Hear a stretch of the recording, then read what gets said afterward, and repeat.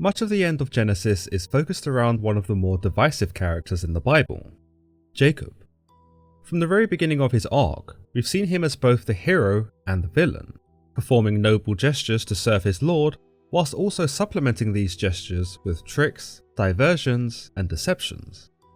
Unlike his father, or his father before him, Jacob adopts a more realistic relationship with God, one that is perhaps more reflective of the relationship anyone might have today.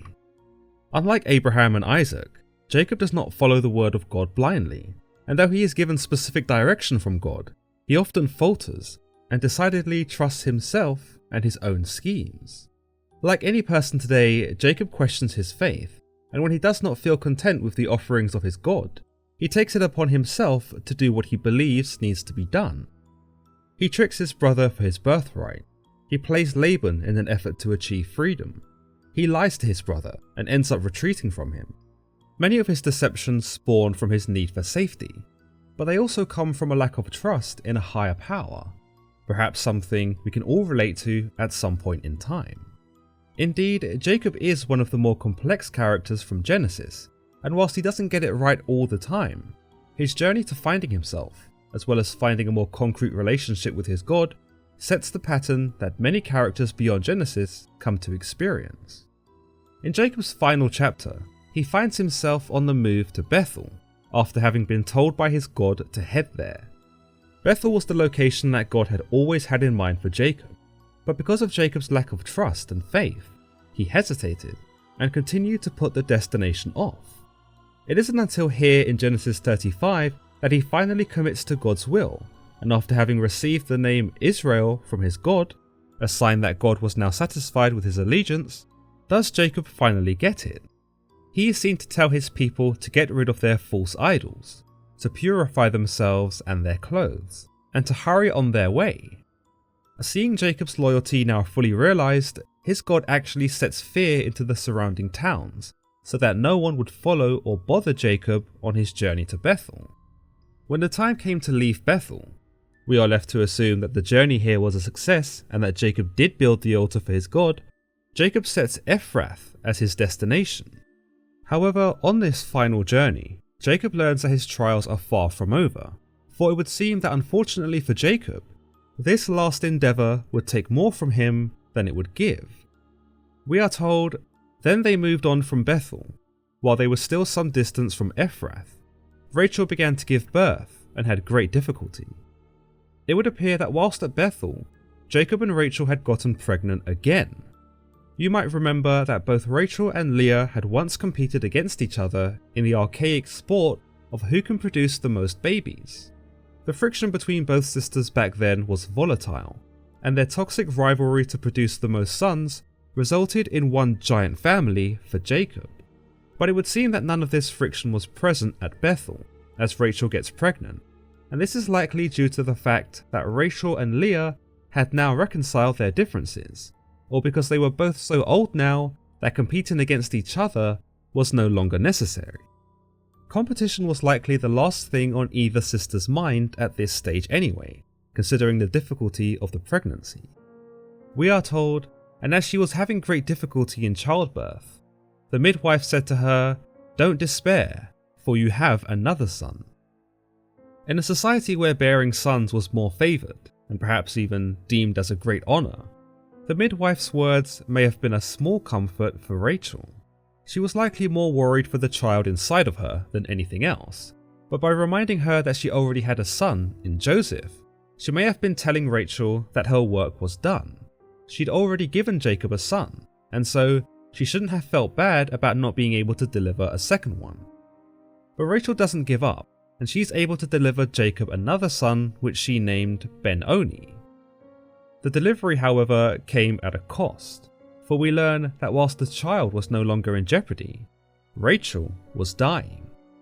It is here in Jacob's final chapter that his wife breathes her last breath. Some see Rachel's death here as an indication of how much she loved Jacob, that despite giving him a son already, she gives her own life in order to provide him with a second one. There's also something to be said about Rachel's strength as a mother, for she quite literally gives her own life so that her son may be born. However, others do see a more selfish side to Rachel in her dying moments, in that the effort to deliver the baby was not for Jacob's benefit, but instead to finally declare victory in the competition over her sister Leah. Indeed, as I've already said, it's probable that this competition was long dead in the water by now, and because both sisters were now essentially in the land promised by God, they had no need for their rivalry anymore. But as we've seen with Jacob, old habits die hard, and so there is some speculation here that Rachel really did want to win. But of course, if this was the case, the victory came at the greatest cost. This may be why Rachel named the child Ben-Oni, thought to mean son of my sorrow, for after all her battles with her sister, the victory she now possessed was hollow. There was no triumph awaiting her in this final moment, only sorrow. In some ways, believers may see a lesson here in Rachel's sorrow, in that rivalry amongst family is a futile thing, because in the end, no one really wins. But if you thought Ben-Oni was a nice name, and a testament to Rachel's sacrifice, well, don't get too attached, because Jacob hears this name and thinks, that's lame, so he changes it to Benjamin. There are some ideas as to why Jacob changed his name, and chose not to honour his dead wife's choice. Indeed, he simply might not have liked the name, and the motivations for changing it were superficial. But some suggest that Jacob didn't want this to be a son of sorrow, and he may have believed that naming the son after what was essentially the death of his wife would have been too painful of a reminder of what he had lost. Some scholars also interpret Benjamin as meaning son of my right hand, and it may be possible that Jacob wished to associate Benjamin with strength and dominance, on the account that most people were right-handed. The Bible continues, so Rachel died and was buried on the way to Ephrath, that is, Bethlehem. Over her tomb, Jacob set up a pillar, and to this day, that pillar marks Rachel's tomb. Rachel's death can be seen in several different ways. Was it circumstantial? Was it an act of God? Was it a punishment or a mercy? If we look at the first idea, her death may have simply been due to a complicated pregnancy. The conditions of childbirth were only so great in these ancient times, and labour-related deaths were not exactly uncommon, so it's easy to chalk up Rachel's death to circumstance. But some scholars argue that this was a punishment for either Rachel for having maliciously competed against her sister, or a punishment for Jacob, implying that God was still kind of bitter over Jacob's prior lack of trust. Another idea is that her death was a result of Jacob's own doing. You may remember in Genesis 31 that when Jacob takes Rachel and Leah and flees from Laban, Rachel takes with her her father's gods. Laban, in a mad temper, tracks Jacob down, and when he finds him, he demands that his gods are returned to him. Naturally, Jacob had no idea that Rachel had stolen the gods, which she hid beneath herself in her camel's saddle. So he told Laban that, if you find anyone who has your gods, that person shall not live. Because Rachel was guilty of having the gods, and perhaps even using them to pray to, Jacob's declaration here becomes something of a fulfilling curse. Jacob moved on after burying Rachel, and we are told that he pitched his tent at Migal Eder. However, whilst he was here, we see that Jacob is met with more heartache, for he is betrayed by his very own son in the most damning of ways. We are told, while Jacob was living in that region, Reuben went in and slept with his father's concubine Bilhah, and Jacob heard of it.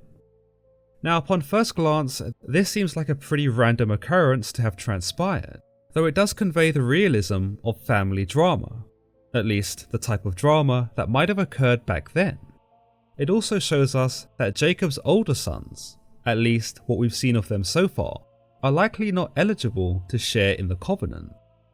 It's especially surprising of Reuben to have sinned in such a manner, for he was the oldest of Jacob's sons, and thus was assumed to have known better. Yet still he sins in a most terrible way, betraying his father's trust and violating his concubine. Indeed, you might say that Jacob was guilty of betraying his father's trust by impersonating Esau to obtain the blessings, and it's true that some might see this as karma. Jacob couldn't understand how much Isaac was hurt by his deceptions until he was a father himself, and despite having reconciled with his God, it seems that Jacob was still paying for the sins of his own past. This isn't the first time his sons have disappointed him, for we saw Simeon and Levi essentially void themselves of attaining the grand blessings of Abraham by committing mass murder against the Shechemites. In some way, Reuben is cast into the same vein as his brothers, no longer worthy of the covenant that has been passed down from generation to generation. Once more, you might say that Jacob had not been worthy either, and given his antics when he was young, he surely should have been disqualified too. But the difference is, Isaac only had 2 sons to choose from, and if you really think about it, God had favoured Jacob before he was even born. So in that sense, Jacob had more leeway in what he could get away with. The same luxury is not offered to Reuben, Simeon or Levi, and so with their first strike, they forfeit their stake in both the inheritance of the physical and the divine.